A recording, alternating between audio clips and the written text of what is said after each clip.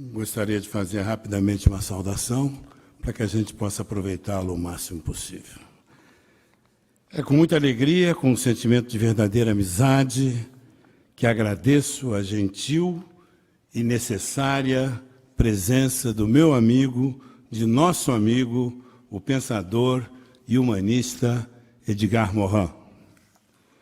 Nossa amizade remonta aos idos dos anos 90. A aproximação foi natural. Admirávamos sua obra e Morin, ao nos conhecer, ao conhecer o trabalho desenvolvido pelo SESC de São Paulo, passou a ser um especial colaborador.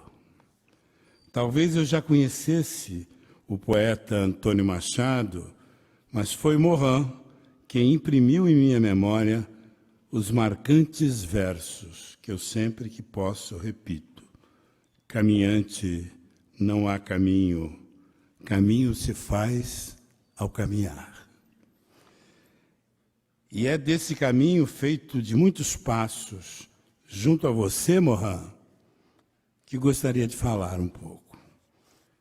Revisitando minhas esparsas anotações, minhas lembranças afetuosas, algumas fotos, seus livros, seu sorriso, suas frases marcantes e, por vezes, desconcertantes, as cerejas frescas, o aroma do vinho, tantas vezes brindado, vi um bonito caminho traçado, por vezes as curvas foram tortuosas, as retas nos aliviaram os pés. As paradas para descanso nos fizeram refletir sobre o ser, sobre a humanidade, sobre o cosmos. Minhas lembranças não são cronológicas. Meu diário morraniano salta de uma década para outra, de um espaço para outro, de um livro a outro. O importante é que salta, pulsa, é vivaz.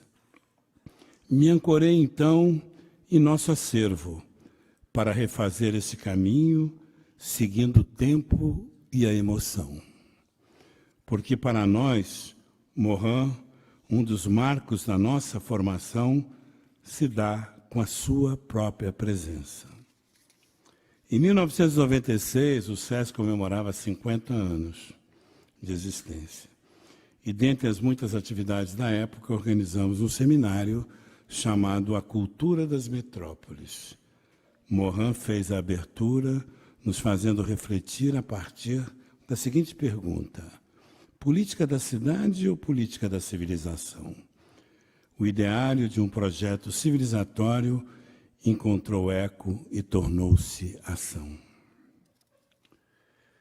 Em 1999, organizamos um seminário interno para o nosso pessoal do SESC, como parte de nossa formação permanente, logo após Morin ter apresentado sua proposta de reforma do ensino secundário francês, compreensão e ética para entrar no terceiro milênio.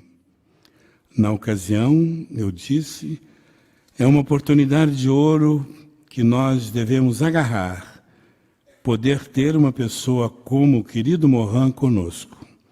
Para muitos dos que estavam presentes, essa foi e é a melhor lembrança, estudar com Edgar Morin.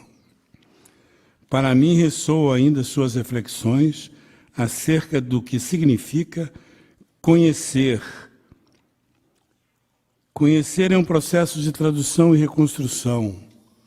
Do que significa complexidade. Complexidade é aquilo que está ligado.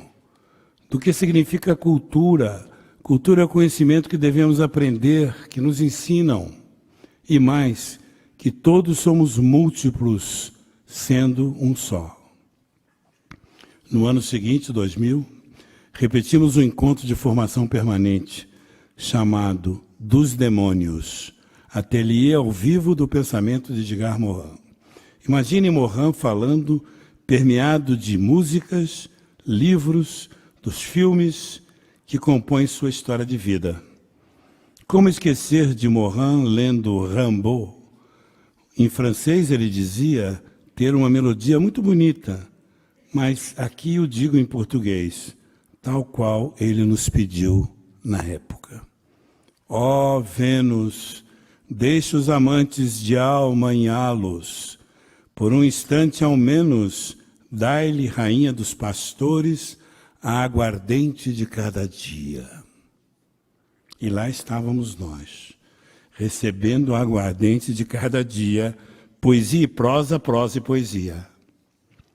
Como esquecer sua ode à poesia, abre aspas, a literatura e o cinema, se os compreendermos bem, são uma aprendizagem da complexidade humana. Entendemos melhor o outro, é preciso fazer convergir tudo, e a poesia é uma iniciação à qualidade política da vida. Mas, infelizmente, cada vez mais, economistas e técnicos estudam o mundo apenas com cálculos. Tudo que escapa aos cálculos, a vida, o sentimento, o amor, tudo isso é eliminado. Eles se enganam muito mais do que o pobre simples cidadão. Então nós temos problemas enormes e para enfrentá-los temos necessidade de uma extraordinária energia, uma extraordinária vontade. É por isso que eu peço mais uma vez o início da 9ª Sinfonia de Beethoven. Fecha aspas. Publicamente, Morin falou sobre o saber, as incertezas e a condição humana. Tal foi o impacto dessa experiência que, em 2002, quando realizamos o seminário Educação e Cultura, lançamos um site dedicado à obra, ao pensamento de Edgar Morin. Afinal, a experiência que tínhamos tido precisava ser compartilhada. Nessa ocasião, Morin nos disse: agora, diferentemente de Dorian Gray e de Oscar Wilde, posso envelhecer em paz, pois minha obra vai se rejuvenescer para sempre na internet. O site Edgar Morin está sendo refeito para ser atualizado e em breve estará novamente no ar.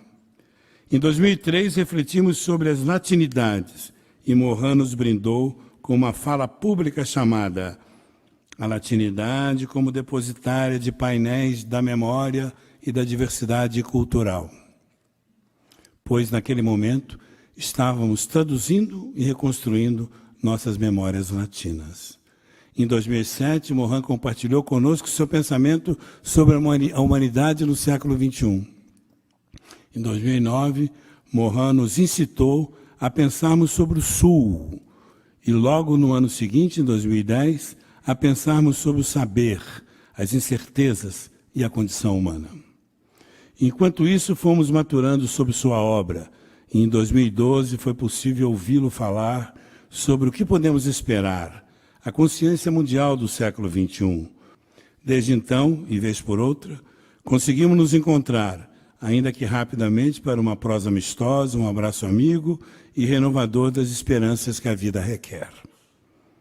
E antes de convidar o professor Morin para sua fala, Estética e Arte, lembro a ele que, ao andar, se faz caminho, e ao voltar a vista atrás, se vê a senda que nunca se há de voltar a pisar.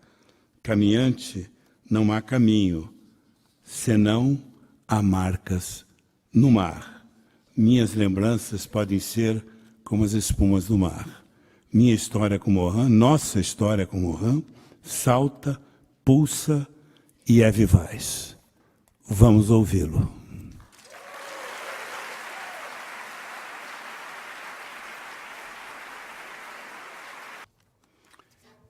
Amigas e amigos,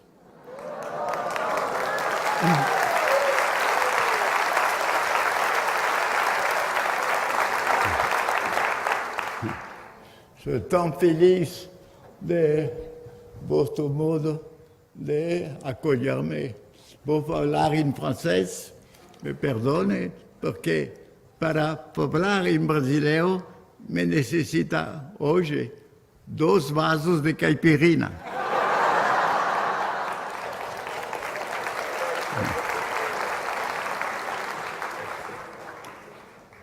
Donc, je veux vous parler de l'esthétique. Et d'abord, essayer de voir ce qu'est le sentiment esthétique, c'est-à-dire l'émotion proprement esthétique que nous avons, que nous pouvons avoir devant un beau visage, devant un beau paysage, devant l'océan, devant un vol de cigognes ou un vol d'hirondelles que nous pouvons rencontrer dans tout ce qui nous donne un plaisir particulier qui est le plaisir esthétique. Et cette émotion esthétique peut être douce, un plaisir doux, aimable, elle peut devenir extrêmement intense, elle peut devenir une exaltation quand nous sommes dans l'émerveillement total devant une œuvre qui nous bouleverse ou devant un paysage extraordinaire. Donc, voilà, cette émotion, je dirais que c'est une émotion, un type particulier, mais qui fait partie de l'ensemble des émotions poétiques de l'être humain. Alors, ici, je suis obligé de faire un petit préliminaire sur l'idée de la qualité poétique de la vie. Parce que pour moi, la vie est polarisée d'un côté par la prose et de l'autre côté par la poésie. Le caractère prosaïque de la vie est présent dans tout ce qu'on est obligé de faire par obligation, par nécessité, sans plaisir. Et le caractère poétique de la vie, c'est dans tout ce qui nous donne une satisfaction, une ferveur, un plaisir, une joie. On la trouvons dans la communion, nous la trouvons dans l'amour, bien entendu, nous le trouvons dans même quand nous voyons un beau goal de football, nous trouvons aussi une émotion esthétique. Bref, disons, la qualité poétique de la vie est une chose essentielle et à l'intérieur de cette qualité poétique, il y a la qualité proprement esthétique. Alors, cette qualité esthétique, les exemples que je viens de vous donner montrent qu'elle déborde l'art. C'est-à-dire, nous pouvons ressentir des émotions esthétiques, avoir un tigre avec son pelage, avoir des superbes oiseaux, avoir des fleurs de toutes sortes. Et même nous pouvons nous demander, mais la nature nous offre tellement de choses qui nous semblent belles, plaisantes esthétiquement. Est-ce qu'il n'y aurait pas, est-ce que c'est nous qui donnons la qualité esthétique à ces choses ou est-ce que c'est elles qui le possèdent d'une certaine façon? Les fleurs, on sait bien, ce sont des exhibitions sexuelles, mais en même temps, elles ont des couleurs, elles ont des odeurs. Regardez la rose, elle a, non seulement elle est superbe, elle est belle pour nous, mais elle dégage une odeur charmante. Pourquoi dégage-t-elle cette odeur charmante? Pourquoi est-elle aussi belle dans ses couleurs? Là, c'est un mystère, je ne vais pas le traiter, je reviens à l'esthétique humaine. Donc, je dis, l'esthétique, nous pouvons la rencontrer partout dans la vie, l'émotion esthétique.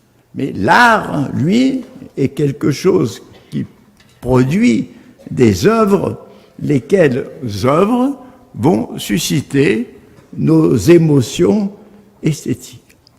Et ce qui est intéressant, c'est de voir que ce qui pour nous est art est présent, je dirais que dès les débuts de l'humanité.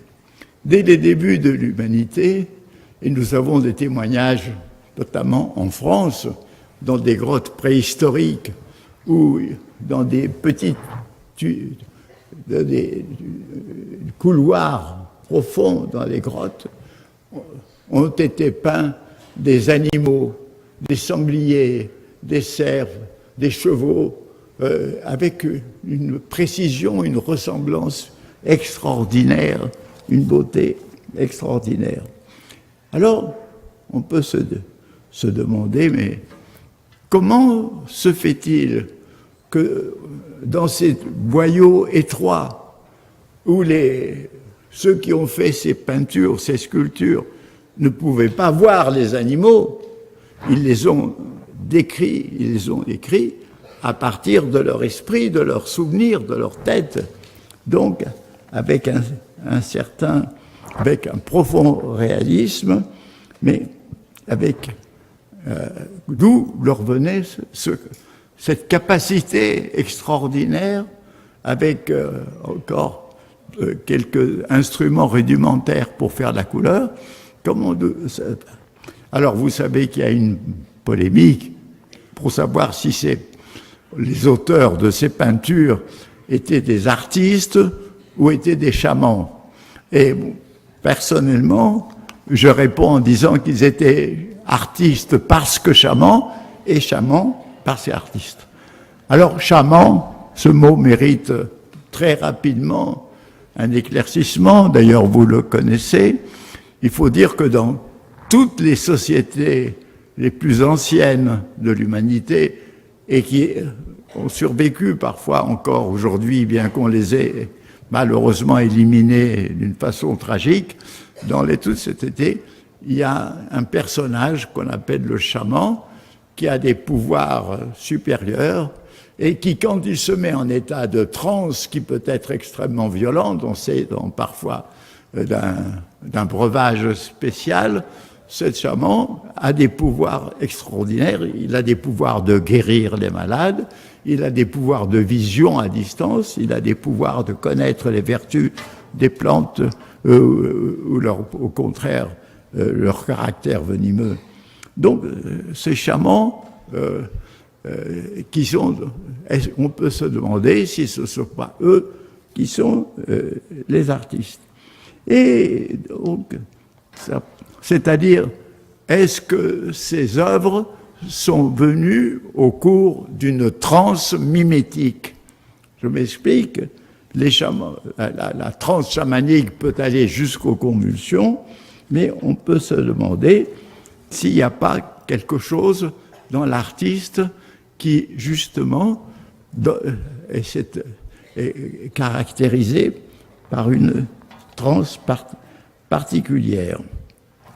Et alors, quand j'ai pensé à réfléchir à ce problème, je me suis souvenu que quand j'étais jeune, j'aimais beaucoup faire des caricatures, des dessins représentant mes amis ou mes professeurs.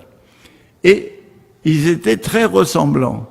Ils étaient très ressemblants quand je les faisais avec ma tête, sans les voir, comme ça, par une sorte de mimétisme particulier.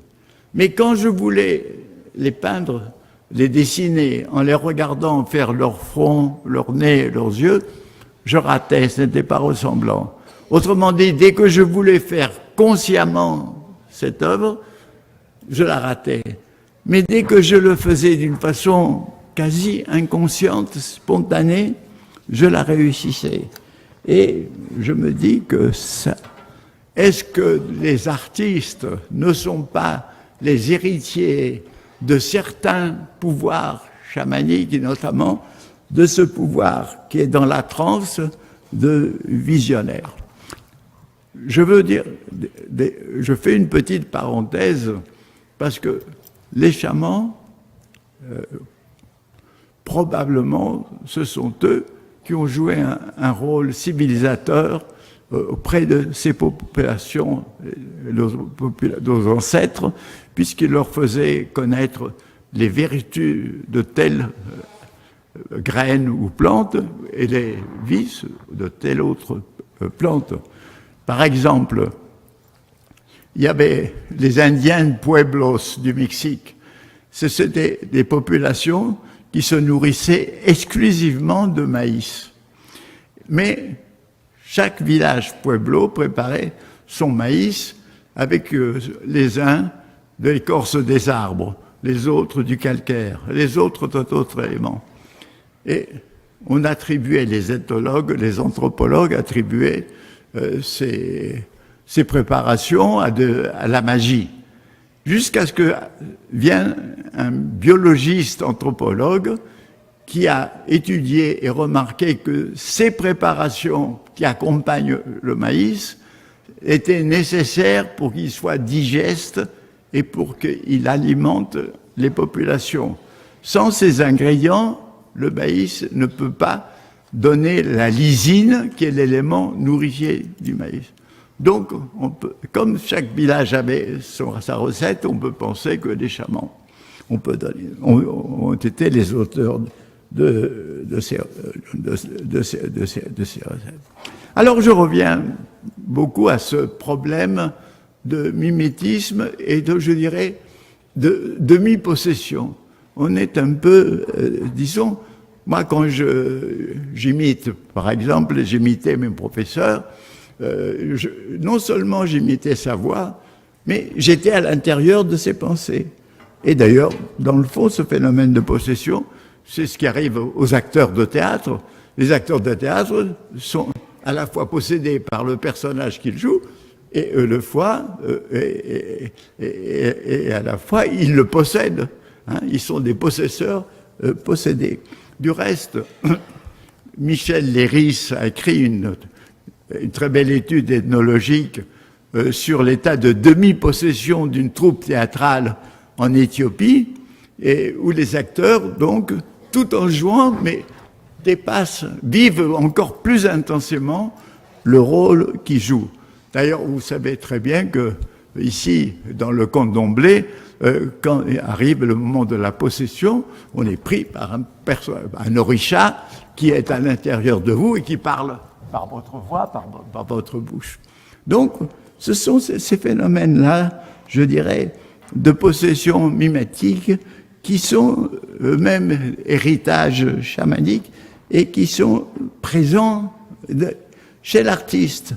Le peintre, par exemple, il peint avec toute cette inspiration proprement mimétique, mais après, ou plutôt à certains moments, intervient sa conscience froide, il fait des corrections, il fait des retouches, et autrement dit, la création artistique est un mélange d'inspiration et aussi d'inspiration illuminante venant des profondeurs de l'être, et puis après, de volonté consciente de perfectionner, d'arranger. Le poète, il fait son poème, et puis après, il va corriger quelques vers, quelques paroles, etc. Donc, c'est ça la question. D'ailleurs, on avait l'habitude de dire, en parlant du poète, « Ah, les muses l'inspirent ». On savait très bien qu'il y avait quelque chose de presque, je ne dirais pas surnaturel, mais qui n'était de non banal, qui était le propre, justement, de la création artistique. Il y a aussi ce mot merveilleux qui est enthousiasme, ça veut dire être possédé par les dieux. Et donc, nous voyons donc là-dessus que cet état d'excitation propre alors, prenons l'écrivain, prenons Balzac. Balzac fait sortir de son esprit des personnages innombrables et les plus divers à l'intérieur desquels il se trouve, il parle, il les connaît, c'est comme il les possède, tout étant possédé par eux, il fait surgir un monde, bien entendu, et parfois, et Balzac, lui, il se fait aider par un stimulant, il a besoin de café sans arrêt. D'autres artistes comme André Malraux, lui, avait besoin de cocaïne pour se mettre dans cet état d'exaltation de l'écriture. Autrement dit, il y a la transe créatrice qui donne une vie à des personnages, à des lieux, à des moments, à des événements. Et quand on y réfléchit, c'est quelque chose d'extrêmement étonnant.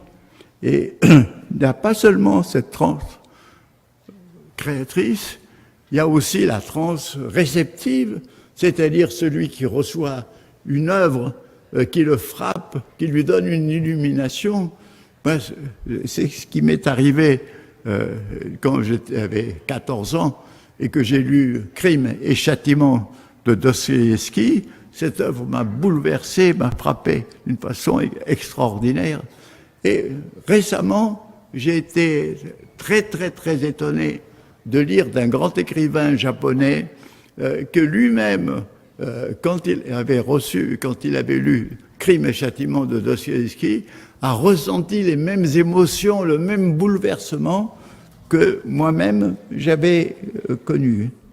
Et effectivement, nous allons le voir, c'est que à travers, en plus, tous ces personnages de romans ou comme de films, nous vivons dans un état, je dirais, d'identification et de projection. C'est-à-dire nous nous projetons nous-mêmes et en même temps nous identifions les personnages à nous qui sont intérieurs de nous. C'est-à-dire que nous-mêmes, en lisant, nous restituons la vie que l'auteur lui a donnée, qui était morte tant qu'il n'y avait pas de lecteur, et dès qu'arrive le lecteur, cette vie ressuscite à condition que le lecteur soit évidemment ouvert à cette œuvre. Et alors je vais prendre l'exemple du cinéma, comme je pourrais prendre l'exemple du roman, mais le cinéma est quelque chose de très particulier dans la mesure où on assiste au film dans une salle obscure. Alors, il se passe quelque chose d'étonnant, parce que d'un côté, on n'oublie jamais qu'on est dans une salle de cinéma, on sait qu'on n'est pas sur l'écran, mais d'un autre côté, on est en même temps sur l'écran. On participe, on vit comme les personnages, on souffre comme eux, on a les mêmes joies qu'eux. Donc, voilà quelque chose de tout à fait remarquable. Alors, beaucoup ont pensé que c'est un état d'aliénation, mais c'est un état, effectivement, où on s'oublie soi-même.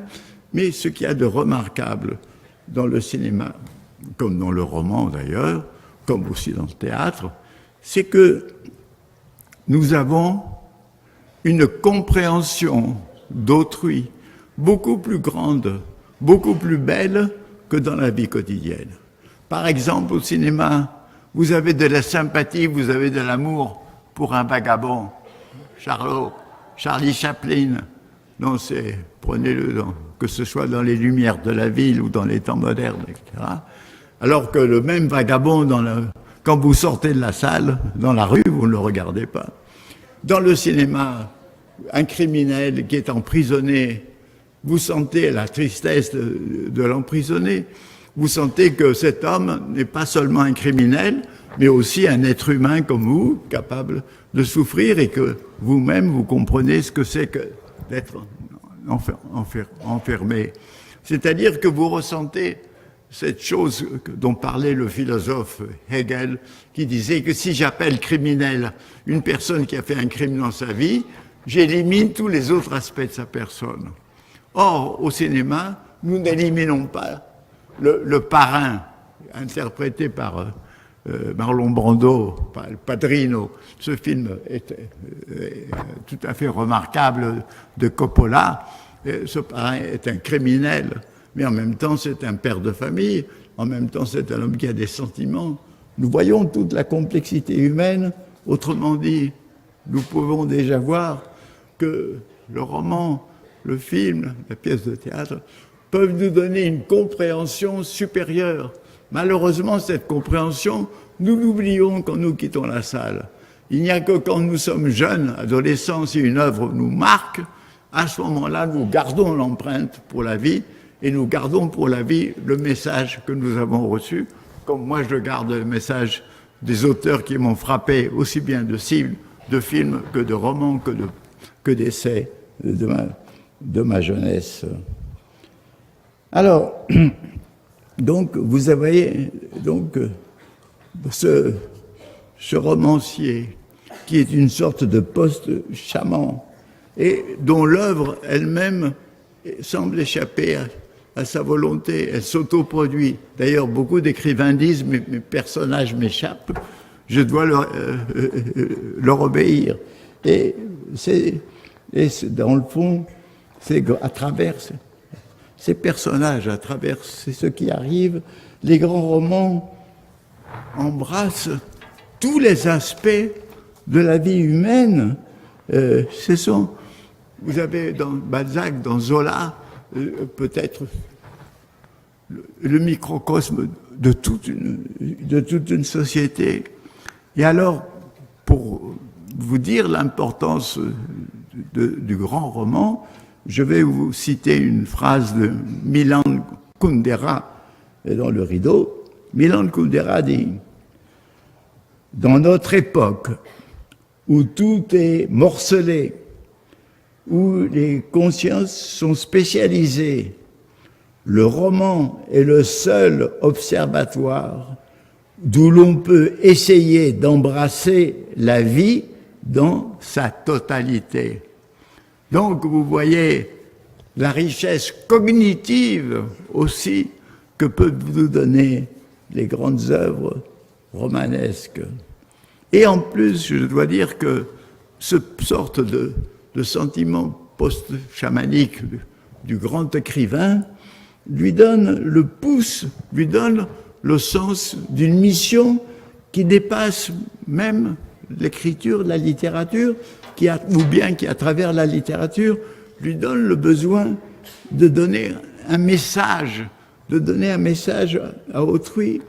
Vous savez, regardez Voltaire, Diderot, Rousseau, Tolstoï, Goethe, Dostoïevski, Zola, etc.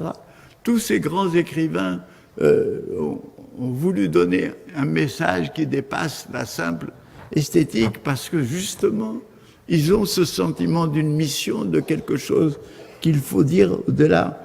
Et alors, Victor Hugo, surtout quand Victor Hugo est âgé, il devient quasi un prophète, il devient un visionnaire. Donc, voilà un peu la grandeur du roman.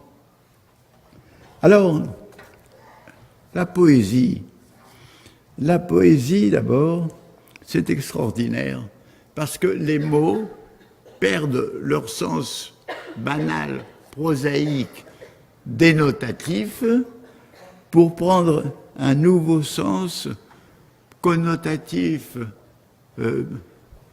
analogique, métaphorique, et qui donne à ce qui est dit une intensité que la même idée dite à travers le langage prosaïque banal ne dirait pas. Bien que l'idée qui, dans le langage prosaïque, serait extrêmement banale, ne dirait pas grand-chose. Prenez par exemple Périclès, qui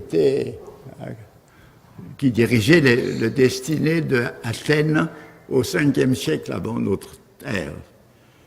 Et Athènes était en guerre avec Sparte, dans une guerre qui s'appelle guerre du Péloponnèse. Et à la suite d'une bataille où Athènes a perdu la guerre et a eu beaucoup de morts, Périclès a fait un discours. Il n'aurait pas dire banalement « nous avons eu beaucoup de morts, c'est triste ». Périclès a commencé son discours en disant « L'année a perdu son printemps, la jeunesse a perdu sa fleur ». Cette façon poétique de s'exprimer était 1000 fois plus émouvante que toute autre façon de dire à quel point c'était douloureux pour lui, responsable d'Athènes, et pour tous les Athéniens, la mort de tous ces jeunes gens dans la bataille. Ou par exemple, c'est dans le lac de Lamartine, il y a la poésie commence ainsi. Ainsi, toujours poussé vers de nouveaux rivages, vers la nuit éternelle, emporté sans retour, ne saurons-nous jamais, dans l'océan des âges, jeter l'ancre un seul jour? Voilà, d'une façon transfigurée, une façon de nous dire le temps passe et nous allons vers la mort, ce qui est une banalité que nous savons tous, mais cette banalité prend une intensité, une vérité humaine extraordinaire. Et vous savez que la poésie nous parle au-delà, en utilisant les mots pour nous dire ce que les mots n'arrivent pas à dire, pour être aux frontières de l'indicible, pour dire en quelque sorte, nous préparer, nous donner une initiation à la qualité poétique de la vie. Par la poésie, nous commençons à comprendre ce que c'est que la qualité poétique de la vie.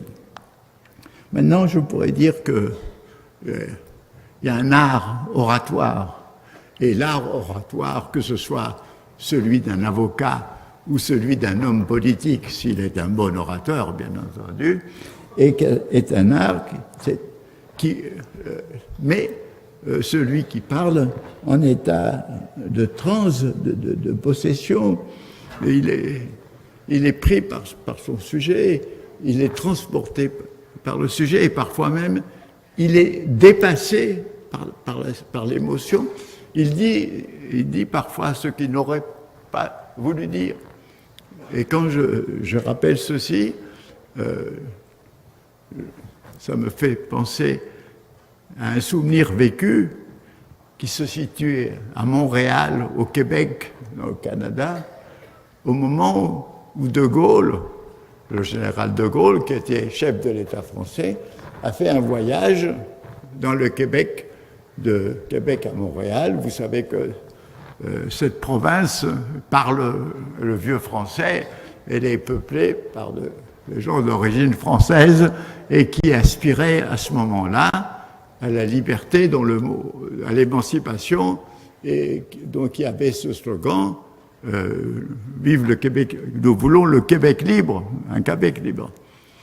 De Gaulle, lui, il savait qu'il ne fallait pas prononcer cette parole pour ne pas créer un problème diplomatique délicat avec le gouvernement canadien. Mais tout le long de la route, à chaque village qui portait des noms français, avec l'enthousiasme de toutes les foules qui l'acclamaient, il est arrivé à l'hôtel de ville de Montréal, où moi-même je me trouvais dans une foule, et il a commencé en disant « Vive le Québec », et puis il n'a pas pu s'empêcher de dire « Vive le Québec libre », et provoquant une extase collective extraordinaire. C'est-à-dire il a créé un moment de poésie politique et fabuleuse. Et donc, si vous voulez, voilà, ce que l'on peut obtenir aussi par l'art oratoire. Et maintenant, si je pense au théâtre, comme je l'ai dit, les acteurs eux-mêmes, bien sûr, il y a une école plus moderne qui nous dit, déjà depuis Diderot et avec Bertolt Brecht, qui nous dit que les acteurs doivent être distanciés par rapport à leur rôle, mais en réalité, traditionnellement et généralement, les acteurs ne sont pas distanciés, ils entrent dans la peau du personnage et ils en sont possédés, comme je l'ai dit, et après, ils en sortent par ce mimétisme extraordinaire dont ils sont particulièrement dotés, de même que les imitateurs, évidemment, sont dotés dans ce genre-là. Alors, il y a une chose peut-être dont il faut parler, puisque ce sont les rapports entre l'art créateur et les conditions économiques qui font que, effectivement, la recherche de l'intérêt, du bénéfice, comme la recherche commerciale, fait qu'on tente à transformer, par exemple, le cinéma en une marchandise. Alors, il est certain, et le cas de Hollywood est tout à fait remarquable, parce que à Hollywood, ce qui était l'œuvre d'un créateur, comme dans le roman, a été décomposé entre plusieurs auteurs. Il y a l'auteur du roman dont on a tiré le scénario, il y a l'auteur du scénario, il y a l'auteur du dialogue, il y a le décorateur, il y a le musicien, il y a évidemment le réalisateur ou metteur en scène. Autrement dit, l'œuvre ressemble à une œuvre de production industrielle, puisqu'on lui applique des méthodes de l'industrialisation, c'est-à-dire de la division du travail. Mais si chaque film était uniquement un produit industriel, comme sont les voitures qui se ressemblent toutes, à part quelques petites différences, il n'y aura pas de spectateur. Il faut évidemment que chaque film ait son originalité. Il essaie quelque chose à lui qui fait qu'il attire le public. Bien entendu, les stars jouent un grand rôle parce que justement ce sont des êtres poétiques, ce sont des êtres qui donnent des sentiments presque un culte, une demi-religion, une admiration effrénée de l'amour. Donc il est évident que le système a inventé les stars, c'est-à-dire des personnages devenus des marchandises, mais qui en même temps sont des personnages mythologiques. C'est-à-dire qu'effectivement, d'un côté, le commerce utilise le mythe comme marchandise, mais le mythe lui-même resplendit à travers cette marchandise. Mais surtout, il faut que le réalisateur lui-même, ou le scénariste, apporte une originalité. L'œuvre ne peut pas être une œuvre banale, industrielle. Chaque film doit être original. Et alors, le film Bollywood, est le produit d'un antagonisme collaborateur, ou si vous voulez, d'une collaboration antagoniste entre la production et la création. La production est obligée parfois d'appeler des écrivains de génie comme Faulkner, qui a été appelé à Hollywood. Elle est amenée à donner des responsabilités à des grands metteurs en scène comme Howard Hawks, comme pendant un temps Orson Welles, du reste trop génial, qui a été rejeté. D'autrement dit, avec ce système-là, vous avez parfois des films géniaux, souvent des films quelconques, et aussi des films médiocres. Donc, si vous voulez, partout il y a cet antagonisme, et c'est vrai aussi pour la musique, c'est vrai pour le rock, c'est vrai pour la samba, c'est vrai pour là. Il y a cette relation à la fois antagoniste et en même temps collaboratrice entre les créateurs et les producteurs et les marchands. Donc, si vous voulez, l'art est obligé de lutter continuellement pour imposer les valeurs créatives qui sont les grandes valeurs esthétiques dans notre monde industriel. Alors, prenons maintenant la musique. La musique, elle exprime mieux que tout autre notre vie affective. C'est le langage de l'âme, pourrait-on dire, celui qui est le plus proche, le plus intime, et qui, mieux que les mots, nous parle de la vie, de l'amour, de la mort, mais sans qu'on puisse le traduire littéralement en mots. Bien entendu, il y a des moments merveilleux où la musique et la poésie se mélangent, comme par exemple Schubert a fait de la très belle musique sur des très beaux poèmes d'écrivains, de poètes romantiques allemands. Vous avez donc cette coopération possible et qui vaut aussi même pour la chanson, puisque Léo Ferré en France a fait une très belle musique pour le poème Pauvre Rudebeuf. D'ailleurs, dans ce poème de ce poète du Moyen-Âge français, là aussi, il traduit d'une façon beaucoup plus intense le sentiment de quelqu'un qui, avec le temps, perd ses amis. Ça, c'est une chose aussi banale qui arrive. Mais quand elle est traduite de cette façon, avec cette musique et ces paroles, que sont mes amis devenus que j'avais de si près tenus et tant aimés? Le vent, je crois, les a ôtés. car il vantait devant ma porte, l'amour est morte. Donc voilà des paroles qui vous disent à quel point est douloureux le sentiment de celui qui continue à vivre alors que ses plus chers amis sont morts. Et je le sais, je sais ce que je dis. Donc voilà cette histoire. Et puis vous avez aussi le déchet.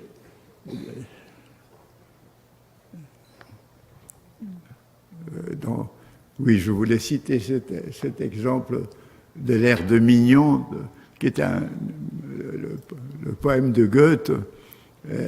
C'est une jeune fille qui a été enlevée de chez elle en Italie, qui ne sait pas d'où elle vient, mais qui rêve au pays où fleurit l'oranger. Et là aussi, le mélange des paroles et de la musique est quelque chose de particulièrement émouvant. Et on peut avoir dans la musique des moments d'émotion tout à fait fabuleux. Là,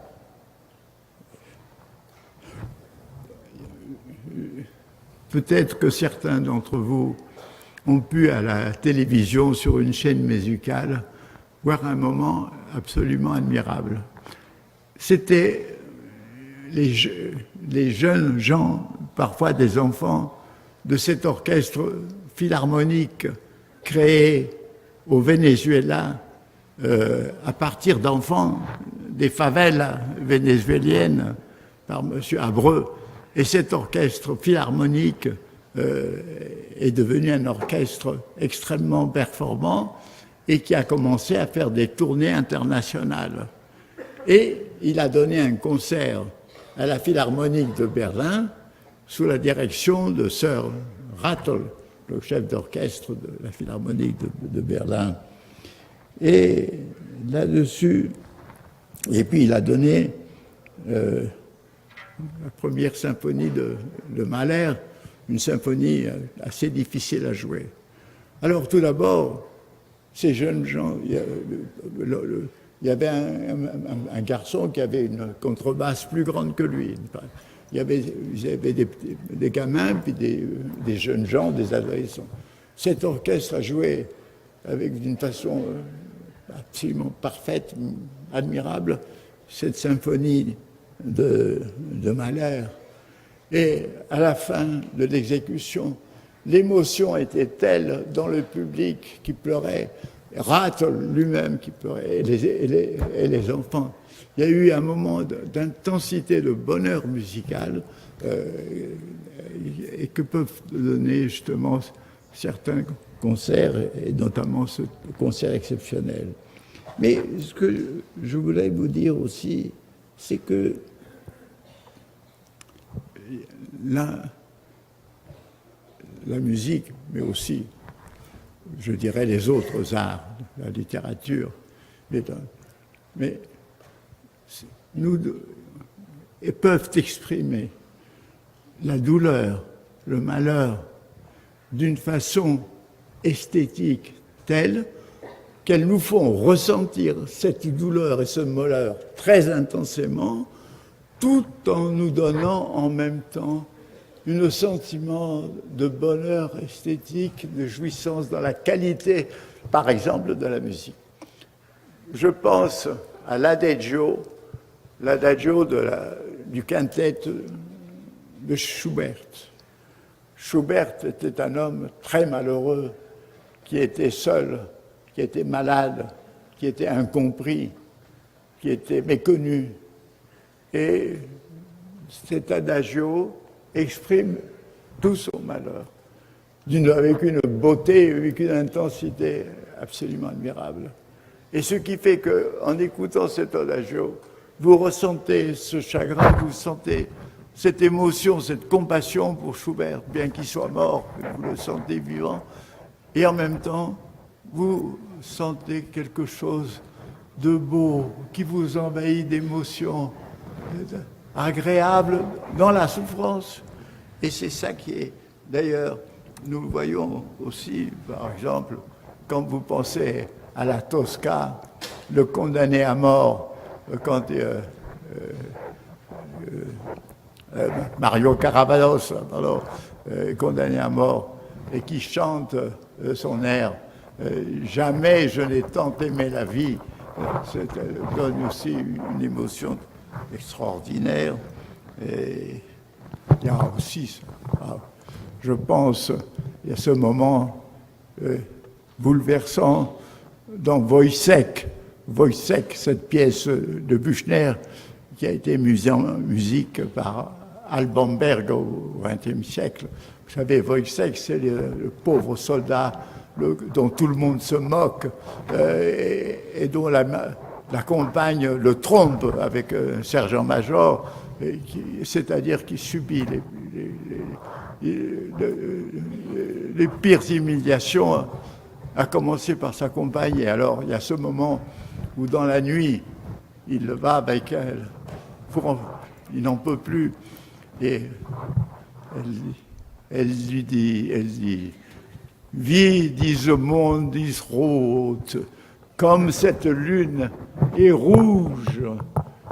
Et il lui répond, wie eine blutige Eisen, comme un couteau sanglant. Et il la transperce en disant, nicht, Marie, nicht anders, aucun autre. Donc c'est un moment absolument effrayant, terrible, qui est suivi par une note terrifiante qui s'étend, bam. Et là-dessus, nous sommes saisis par cette tragédie épouvantable, et en même temps, c'est un moment de beauté inouïe. C'est ça, les miracles de l'art. C'est ça, les miracles de l'esthétique. Alors bon, je pourrais parler des arts nouveaux qui sont l'art de la photo. Pendant longtemps, la photo n'a pas été considérée comme un art et maintenant on la considère. La bande dessinée, on considérait ça que c'était des choses insignifiantes et maintenant on le considère, etc. Le rap, etc. Bon, mais je ne vais pas parler de ça. Ce qui est intéressant, c'est que comment, à un moment donné, c'est un certain nombre de choses arrivent à la qualité artistique et esthétique. Et bon. Alors maintenant, ce que je veux dire, c'est que entre l'émotion esthétique, les émotions poétiques, entre l'émotion mystique et les émotions ludiques, comme par exemple devant un beau match. D'ailleurs, regardez le goal, hein, et surtout ça au Brésil, on le sait. Hein. Le moment du goal est comme une sorte de moment extatique, un coït extatique.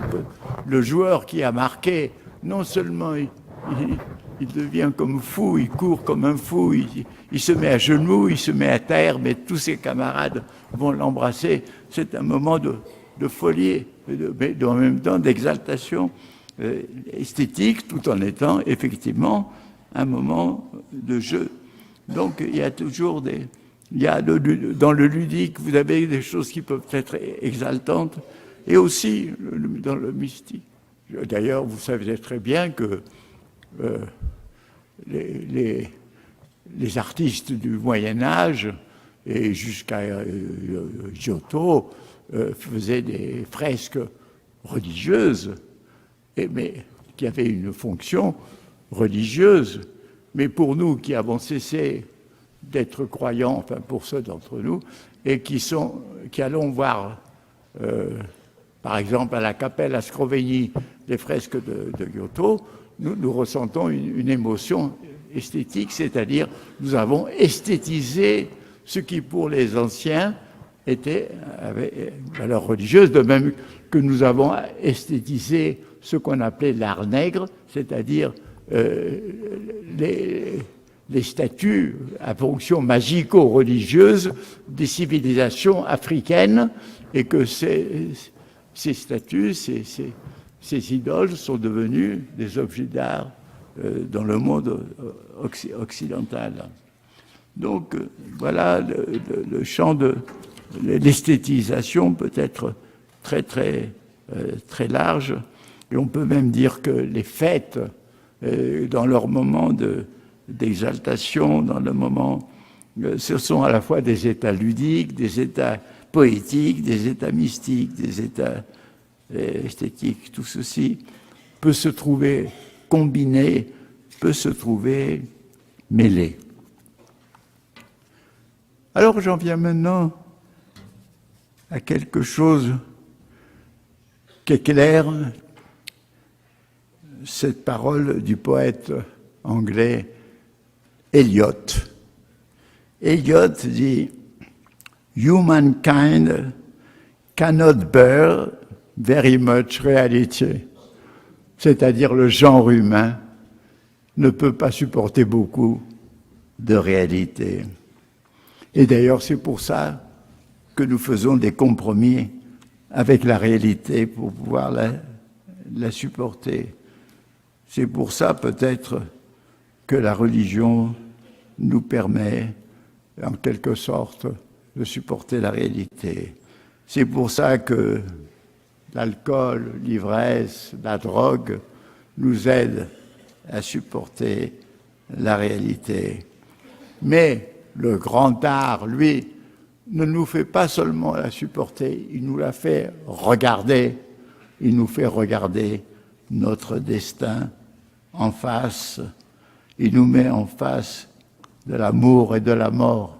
La tragédie est un face-à-face avec la mort, et c'est très subtilement que Aristote disait que dans ce moment de mise à mort quasi sacrificielle du héros tragique, il y avait ce qu'il appelait la catharsis, c'est-à-dire une sorte de sentiment de purification, c'est-à-dire comme si, en quelque sorte, on supportait la mort de façon inoffensive, mais tout en savant, en voyant la tragédie qu'elle suppose. Alors, voilà ce qui est extraordinaire. Nous pouvons mobiliser l'esthétique pour vivre pleinement la réalité, vivre pas seulement dans l'émerveillement de ce qui nous semble admirable en elle, mais au même temps de considérer toutes ces cruautés. Et je dirais peut-être même qu'elle nous donne le courage d'affronter la cruauté du monde, de la réalité, et la cruauté même des humains eux-mêmes. Ce qu'il y a dans ces œuvres, il y a à la fois évasion du réel et invasion par le réel. Il y a évasion parce que vous allez au cinéma, vous voyez une histoire inventée, vous voyez de l'imaginaire, mais à travers cet imaginaire, on vous parle de vos sentiments, on vous parle de l'amour, on vous parle de la haine, on vous parle de la guerre, on vous parle de ce que vous vivez, on vous parle de la jalousie, on vous parle de la peur. Donc, si vous voulez, on s'évade et en même temps, on se fait envahir par nos problèmes réels. Et c'est ce mix étonnant, complexe, qui fait la beauté des grandes œuvres esthétiques. Alors là, c'est, je crois que Pascal, qui est un auteur que j'admire, mais dont j'admire tout, sauf une chose, c'est quand il pensait que dans ce qu'il appelait le divertissement, c'est-à-dire tout ce qui nous aide à oublier que nous sommes des êtres mortels, c'est-à-dire dans la chasse, dans le jeu, dans la mort, n'est-ce pas, nous nous divertissons. Eh bien, je pense qu'il n'était pas assez complexe et que dans ce divertissement qu'est l'art, nous retrouvons en quelque sorte le face-à-face avec notre destin, du moins dans les grandes œuvres. Alors, avant d'arriver à la conclusion, je veux intégrer le problème de l'esthétique et de l'art dans la culture. Vous savez que le mot culture est un mot cabéléon, parce qu'il a plusieurs sens tout à fait différents. La culture, d'abord, c'est ce qui est appris, qui n'est pas génétiquement incorporé en nous. Le langage, nous apprenons, et nous apprenons la technique, nous apprenons la musique, nous apprenons... Donc, la culture, c'est tout ce qui est appris et tout ce qui est transmis. Tout ça, c'est le propre des civilisations humaines. Bon, alors on peut dire que dans toute culture, il y a la place de la musique, de la danse, de la communion, de la ferveur, des décorations, des couleurs, des bijoux, des tatouages. Il y a la place toujours, mais mélangée à une fonction religieuse ou à une fonction d'identification. Mais nous avons. Alors ça, dans la culture, au sens premier. Mais si nous apprenons maintenant la culture dans ce sens où nous parlons de la culture des humanités, la culture fondée justement sur la littérature, la poésie, la philosophie, les sciences, etc., etc. Bon, là, dans cette notion de culture, les arts jouent un rôle pas seulement de sensibilité et de compréhension, ils jouent un rôle cognitif. Et là aussi, c'est une chose qui est très importante, parce que vous savez que c'est un problème que connaissent les éducateurs. On ne peut bien apprendre que si le savoir qu'on nous donne est accompagné d'une émotion. Par exemple, si le professeur a la passion de ce qu'il enseigne, il va vous donner à vous cette passion. Et du reste, nous avons le propre, justement, de ce que je vous disais du roman ou du cinéma, c'est qu'à travers des émotions que nous vivons, nous pouvons en tirer des idées et une philosophie. C'est le grand cinéaste Eisenstein qui disait, en parlant de ces films, « Moi, je donne des images pour donner des sensations, pour que ces sensations donnent des sentiments et que ces sentiments donnent des idées. » On peut, à travers donc l'émotion, il y a tout un monde de connaissances qui est transmis par les arts, et notamment romans, poésie, théâtre, etc. L'émotion esthétique est à la fois un moyen de connaissance de la subjectivité humaine, parce qu'il n'y a qu'à travers le roman que vous voyez les individus en tant que sujets humains, dans leur conscience, dans leurs sentiments les plus intimes, alors que dans les sciences, vous restez toujours à l'extérieur, y compris dans la psychologie, à l'extérieur d'autrui. Donc, ça nous fait connaître l'intérieur de l'humanité et en même temps nous fait connaître l'humanité extérieure. Aujourd'hui, nous pouvons connaître l'humanité des autres cultures. Déjà, en Europe, grâce aux traductions, on connaissait les œuvres de Tolstoï, de Dostoïevski, et puis on a pu connaître les œuvres des écrivains serbes comme Ivo Andreïch, etc., albanais et autres, et maintenant des œuvres, le cinéma chinois, le cinéma coréen, etc.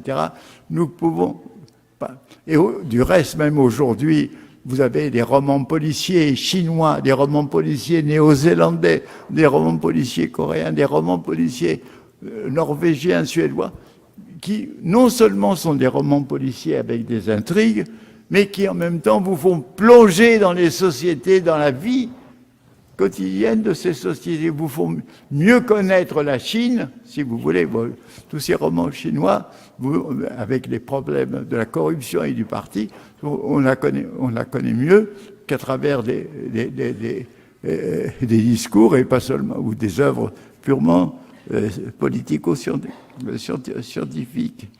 Alors, voilà, c'est-à-dire que il ne faut pas oublier le rôle cognitif, que c'est un moyen de connaissance, et ne pas dévaluer tout ce qui est esthétique en disant que c'est un luxe, un plaisir, une émotion, mais que ça n'a rien à voir avec... Non, comme je l'ai dit, et je reviendrai là-dessus, c'est capital pour la compréhension humaine et c'est capital pour nous connaître les uns les autres. Et un dernier mot avant d'arriver à la conclusion, c'est que des grandes œuvres même manifestent, sans le dire, une grande pensée. Alors, quand vous pouvez voir à la chapelle Sixtine cette grande fresque qui aujourd'hui a été, enfin, depuis une vingtaine d'années a été nettoyée, et on la voit très, très bien, c'est cette fresque où vous voyez Dieu, le Père éternel, sur une sorte de nuage, et qui tend la main vers la main d'Adam, lequel n'est pas l'œil ouvert, mais ne voit pas encore, il n'a pas encore pris la conscience. C'est le moment où la main de Dieu va toucher la main d'Adam que va surgir l'illumination et que l'être humain va accéder à la vie et à la conscience. Alors, ce qui est intéressant, c'est qu'autour de Dieu, il y a des petits anges, mais lui, il tient par le bras. Il tient par le bras une personne féminine qui n'est pas un ange. Et qu'a voulu dire Michel-Ange? Michel-Ange a voulu dire que le principe créateur ne doit pas être seulement masculin, il doit être aussi féminin. Le masculin et le féminin ensemble créent, mais pas le masculin seul. Donc voilà un peintre qui expose une pensée, comme du reste Rembrandt expose une pensée à travers les visages de ces personnages extraordinaires. Alors, je pense aussi, évidemment, il l'a écrit, c'est-à-dire que sur la partition de son dernier quatuor, Beethoven a écrit « Muss es sein, es muss sein ». Ça veut dire « Est-ce que cela peut se faire ?» Oui, cela peut se faire. C'est-à-dire une première phrase qui exprime la révolte et la deuxième phrase qui exprime l'acceptation. Et qui nous dit quoi? Cette chose paradoxale et contradictoire, que pour se révolter, il faut accepter quelque chose, mais qu'on ne peut accepter quelque chose que si on se révolte aussi. Et c'était toute la personnalité de Beethoven qui se trouve exprimée ainsi.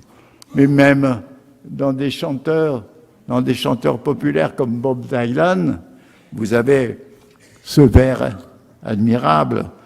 He who is not being busy boarding, is busy dying. Celui qui n'est pas censé s'occuper à naître est censé s'occuper à mourir. Voici des phrases que l'art nous peut donner à méditer et qui s'ancrent en nous avec intensité. Alors je conclus. L'esthétique, et bien entendu l'esthétique que produisent les œuvres d'art, est une contribution capitale à la qualité poétique de la vie qui elle-même englobe l'esthétique et peut la dépasser dans l'amour, dans la communion, dans la ferveur, dans d'autres formes de joie. Bon, ça c'est le premier point. Le deuxième point, c'est que la connaissance propre à l'esthétique passe toujours à travers l'émotion esthétique. Et donc que l'émotion esthétique est capable souvent de produire de la connaissance. Troisième point de conclusion. Des œuvres, les grandes œuvres, ou même des œuvres moyennes, comme des films, des romans, contribuent à la compréhension humaine et même apportent quelque chose de plus que n'apporte la vie quotidienne, parce qu'il nous fait entrer vraiment profondément dans l'âme des gens, de ceux qui sont reprouvés, humiliés, maudits, rejetés et autres, et nous comprenons ces choses que dans la réalité nous ne comprenons pas encore. Enfin, je conclus, à travers l'esthétique, à travers justement le jeu des mots que la poésie, avec cette sorte de la façon d'écrire, avec le fait de dépasser toujours la banalité pour trouver l'expression la plus frappante qui soit, on peut dire que l'esthétique et la poésie sont une approche des mystères, du mystère de nos vies, du mystère de nos destins, du mystère de la vie tout court, du mystère de l'univers, et nous donne une familiarité, une intimité avec ce mystère qui cesse d'être seulement redoutable et qui devient quelque chose auquel nous sommes liés d'une façon indélébile. Merci à vous.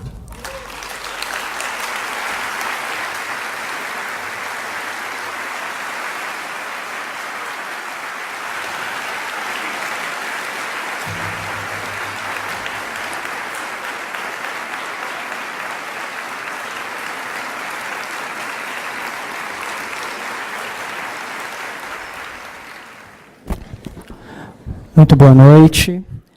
Eu sou Maurício Trindade, gerente adjunto do Centro de Pesquisa e Formação, e tenho a feliz incumbência de encaminhar as perguntas que nós receberemos ao querido Edgar Morin. Quero começar, portanto, com as perguntas que recebemos pela internet. Nós já temos uma aqui. Rafaela Caetano, de São Paulo, nos pergunta: como fica a sensibilidade artística em meio ao mundo tão alienado pelas novas tecnologias? Oui, c'est justement la résistance à la prosaïsation qu'apporte l'hyperdéveloppement de la technique, de l'économie, de la prosaïe, de la bureaucratie. C'est cette résistance qui caractérise aujourd'hui l'art, et ensuite la capacité d'utiliser dans cette coopération antagoniste ces nouvelles technologies. Disons, grâce aux artistes, les séries télévisées sont devenues des œuvres artistiques souvent. On peut dire que beaucoup de créations se font à travers l'esthétique industrielle. Non, là, je veux dire que la résistance est à deux niveaux. Premièrement, en sauvegardant justement ce message, ce caractère poétique, parce que la prose fait partie de l'invasion que nous subissons. Et deuxièmement, c'est en sachant jouer dans cette sorte de relation dangereuse, mais en même temps qui peut avoir ses chances, dans une coopération avec cette technologie. Uma outra pergunta que veio da internet. Ana Acaui de Santos: qual o papel das artes na educação básica? Mais la question, c'est quel devrait être le rôle des arts? Eh bien, écoutez, moi je pense que si le système éducatif intégrait les idées que j'ai exprimées dans cette conférence, et en plus que j'ai un peu mieux développé dans mon livre qui s'appelle « Sur l'esthétique » et qui est traduit récemment au Brésil, hein, si le système éducatif utilise mes idées, alors je pense que ça serait très utile, justement. Mais ceci ne dépend malheureusement pas de moi, mais je pense que toute mon œuvre est un effort pour transformer le système éducatif et lui donner quelque chose qui contribue à affronter les problèmes de la vie. Je pense que notre éducation nous aide un minimum à affronter certains problèmes de la vie, évidemment. Il faut savoir lire, il faut savoir écrire, il faut savoir calculer, il faut avoir des éléments minimums de biologie, de sociologie, etc. Mais dans le fond, apprendre vraiment à affronter le destin humain, ça c'est à travers les arts notamment, et d'autres thèmes que j'ai développés dans mon livre sur les 7 savoirs, qui doivent être introduits dans l'éducation. Nous n'en sommes pas là.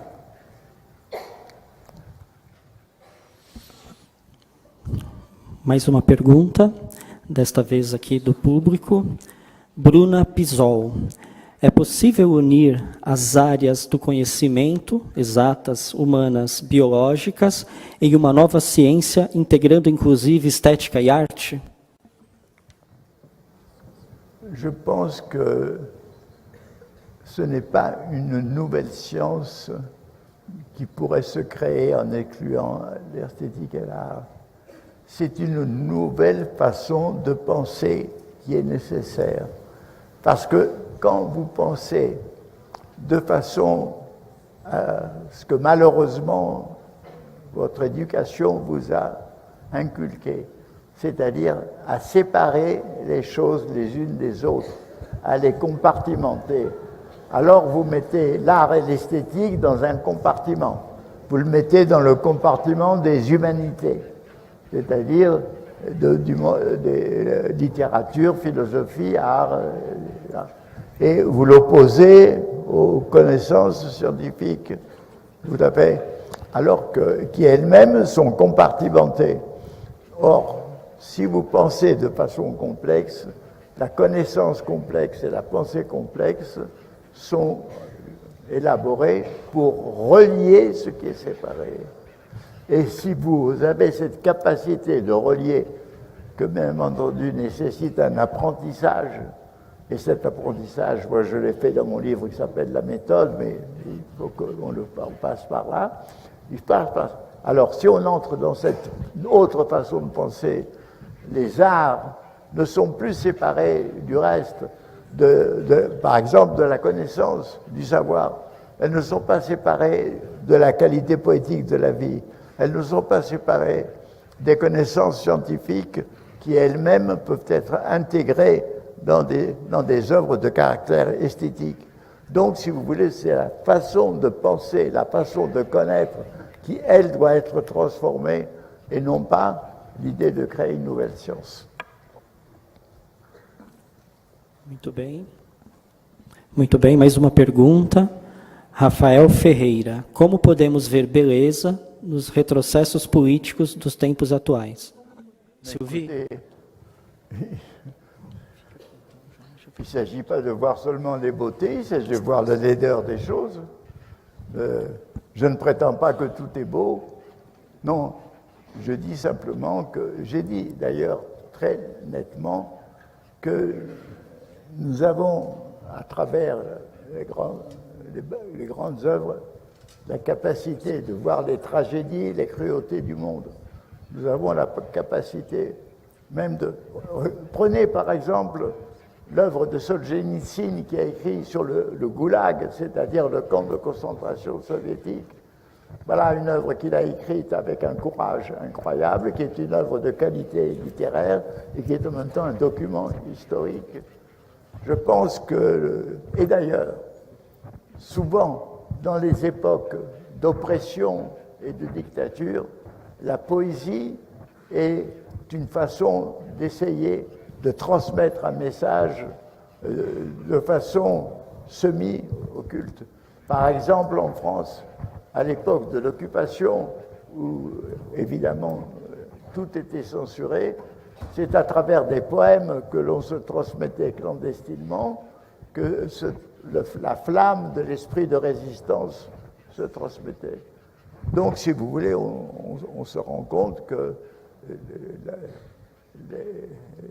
les arts peuvent constituer des moyens de résistance contre toutes les formes d'oppression, mais aussi ils peuvent, sous cette oppression, transmettre un message à moitié secret. Par exemple, Shostakovich a fait une symphonie que tout le monde attendait pas tout le monde, que Staline et que les dirigeants attendaient comme glorifiant l'œuvre du Parti communiste, et qui était, elle, pleine d'amertume, de dérision, et qui elle-même a été condamnée. Autrement dit,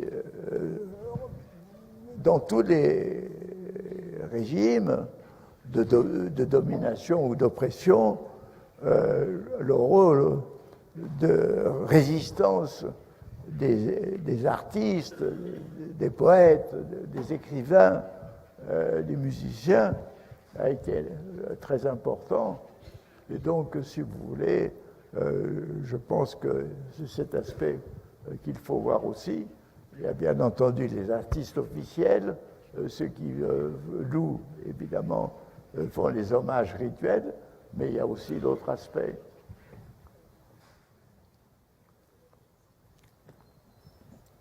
Mais uma questão, Guilherme Santos, como a estética contribui no fazer científico e na educação das ciências naturais? Écoutez, il y a une chose qui m'a beaucoup frappé, c'est que des grands astrophysiciens comme Hubert Reeves et d'autres Français, mais aussi d'autres pays, quand ils ont fait leurs livres sur les découvertes de l'astrophysique, c'est-à-dire sur l'univers, sur l'expansion des galaxies, sur les trous noirs, sur la matière noire, sur l'énergie noire. Tous leurs livres sont empreints de beauté esthétique, d'émotion esthétique. Et là, je pense que quand un scientifique se borne à être spécialisé sur un objet localisé, il perd le sentiment de la qualité esthétique de l'univers dans lequel nous sommes. Cet univers lui-même a quelque chose. D'ailleurs, nous sommes tous émus la nuit quand elle fourmille d'étoiles. Nous sommes tous émus quand nous voyons les photographies d'une galaxie. Donc, si vous voulez, là-dessus, ce n'est pas dans l'œuvre du spécialiste, mais dès que le scientifique regarde à sa matière, il a un sentiment profond d'esthétique.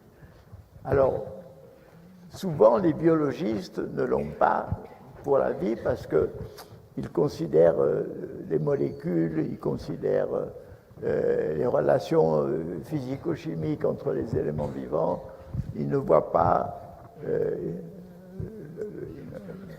tout ce qu'est le déploiement créatif de la vie à partir des premières cellules, à créer un monde végétal incroyable et un monde animal. Donc, si vous voulez, si certains scientifiques ne l'ont pas, il faut le leur dire, il faut leur montrer comment, il faut leur montrer, admirer, s'étonner, comment des petites algues au début de l'univers, qui ont donné le monde végétal, comment ces petites algues ont été capables de transformer l'énergie qui vient du soleil pour elles-mêmes faire leur propre développement. Chaque feuille d'un arbre est une merveilleuse usine qui prend l'énergie du soleil pour la donner à l'ensemble de l'arbre. Toute la vie est quelque chose d'extraordinaire. Donc si certains scientifiques trop spécialisés ne voient pas le côté fabuleux de la vie, de l'évolution biologique, de l'évolution de la nature, donc il leur manque cette dimension Et c'est à nous de leur donner, de leur faire comprendre cette dimension. Il suffit qu'ils s'élèvent au-delà de la spécialisation pour qu'ils voient qu'est-ce que l'univers, qu'est-ce que la vie. Voilà, on est devant un spectacle fabuleux, à la fois terrible et merveilleux, parce que les deux choses sont mêlées. Parce qu'il y a aussi une cruauté, une destruction terrible dans l'univers, et il y a aussi dans la vie aussi des prédations et la rôle terrible de la mort. Mais ça, c'est le monde. Nous sommes dans un monde où il y a à la fois une sorte de coprésence indissociable des forces d'union, d'association, d'amour, qu'on peut appeler Eros, et des forces de désunion, de destruction, de mort, qu'on peut appeler Thanatos, ou de combat, qui sont pas les mêmes. Et la lutte est inséparable entre Eros et Polemos est là. Et c'est ce que nous devons voir dans le monde. Et c'est ce destin que nous devons voir et que les grandes œuvres nous révèlent et que de nouvelles grandes œuvres vont nous révéler de plus en plus. Muito obrigado. Iremos encerrar agora, em razão do horário e da idade do nosso convidado. Então, agradecemos a todos pela presença. Muito boa noite. Donc, il vous remercie de votre présence et bon cours.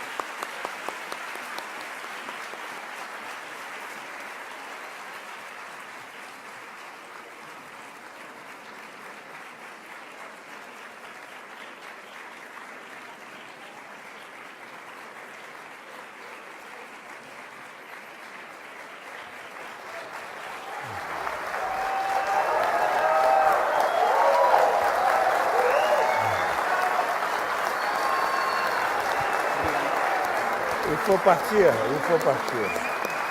Muito bom. Vamos por aqui. Ah. Por aqui.